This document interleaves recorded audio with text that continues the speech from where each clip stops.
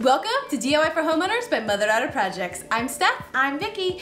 A few weeks ago we shared how we made this mobile DIY pallet wall, and today we're sharing a couple of other projects that we made to go along with it. The pallet wall was made for an event, and we actually DIY'd the whole booth that we had at the event, and that's what we're going to show you today. We're going to show you two more elements, this right here and this. And Mom actually made both of these on the scroll saw, and we're going to show you how those came together. And at the very end in our What We Learned section, we're going to tell you how you might implement these in your own home. So take a look. The first step is to create your template. I wanted the font to match the cover of my book, so we went into our favorite graphic website, canva.com, set up custom dimensions 72 inches by 36 inches, and I added the text in the font I wanted and printed it out on several pieces of paper. Next, we applied all the letters to some scrap MDF wood. Off camera, I applied the pattern to the wood, and I was taught to first lay down a piece of contact paper and then spray that with spray adhesive and then lay down your pattern. And that way, once you're done, you just pull it off and no sticky residue. For the interior letters, Mom drilled a hole through the middle and then cut around the inside of the letters. Since this project, she has learned that the center of the letters are more easily cut out before the outside of the letters.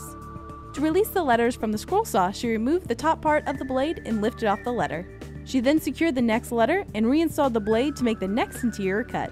Now I know it looks intimidating to use a blade so close to your hands, but Mom has said many times that the scroll saw is just like using a sewing machine.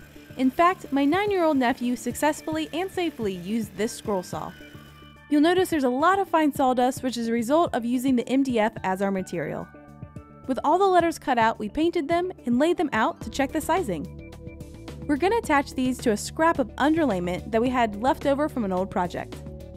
I measured and cut out the size we needed and then drilled holes for adding a bolt that will then go through our slotted angle iron and be secured with a nut.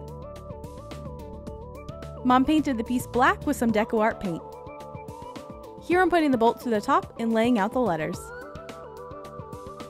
To attach these, we're using Surebonder construction adhesive hot glue, which sets in a minute, but regular wood glue would also work. We made this for an 8-foot table, thus we are using two 4-foot slotted angle iron pieces. To secure them together, we're using a piece of wood that will double as a business card holder in the final display. Then we attach the nuts and put the sign into place.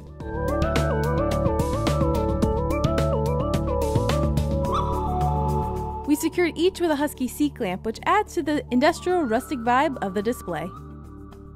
Next, Mom's going to scroll a standing display. I used a miter saw to cut a piece of pine down to size, and this display is going to be in the shape of an iPhone. I designed the graphic on canva.com and had 2 copies of the poster printed and shipped to me. Mom attached contact paper and then spray adhesive to attach the graphic to the wood. The wood is about a 1/2 inch longer than the poster, and Mom is laying out where the stand will be. Now she's just following the lines, cutting it out on the scroll saw. Mom's using pine wood instead of MDF wood, and there's a lot less sawdust.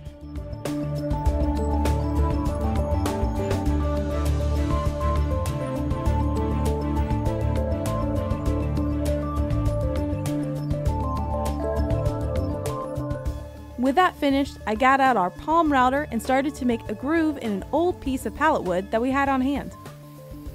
It's hard to see here because the dust collection's in the way, but I just kept making mini passes and adjusting my guide and router bit length to make the groove deeper. And then it turned out to be the perfect fit. We also took off the template poster and replaced it with a second clean copy. And here we are testing all the DIY booth elements.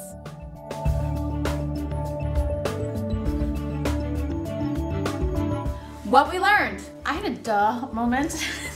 I found out from another woodworker that the arm of my DeWalt scroll saw actually lifts. Would have been so much easier to cut out the center of those letters.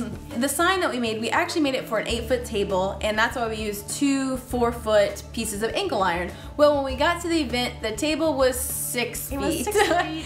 But what we realized is that the angle iron was adjustable and it still all worked within the way that we had originally designed it. So if you have a table 8 foot to shorter, this will work out. when you scroll saw something, you normally lay a pattern on the wood and you scroll saw around it.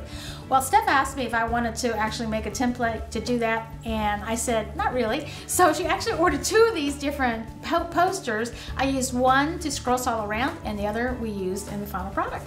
And we ordered these from canva.com like we had mentioned in the video, and they were really inexpensive. They're about $4 each. And that's why it was like, okay, let's just order 2 so we can cut with one and then we can use one for the final product. Yes. There are actually many applications for using this sign in your home. You could use it for a welcome sign. You could use it as a menu board. You could paint it with chalk paint or whiteboard and have it a way to communicate with your family. And again, all of this stuff, if you're wondering like, how do these things go together? Well, I wrote a book that will actually be out in January in paperback, and I just happen to have a copy here. If you are interested, we'll put a link below so you can learn all about it. But I'm really proud of this. This is my memoir, my story. So if you want to learn more about me, it's all in here. Even Mother-Daughter Projects is in here, and how it got started, and how we got started with Home Depot, and all of that is in this story. It's out on ebook and audiobook now, and the paperback will be in January. So thank you for joining us today. If you have any questions about anything we talked about today, let us know in the comments below, and let us know what you think. Was this a cool? I think I'm so proud of Mom. Mom did all the scroll sawing. I have really not touched the scroll saw because Mom's like a champion at it. So let us know, and we will see you next time. Bye bye. A few weeks ago, we shared how we made this movable. Movable. That's my favorite kind. Movable. Let's put 2 words together. Movable and portable. Oh my goodness. Movable. If you want to see more Mother-Daughter Project videos, you can find this one right here. And this is actually the wall we did, the palette wall. Right here. And if you want to learn more about my book, I actually have a trailer that's out that we'll put a link to right here. And if you're wondering, this does move. It does move, yes. It's actually nice. Everything in the garage actually moves, or most of it.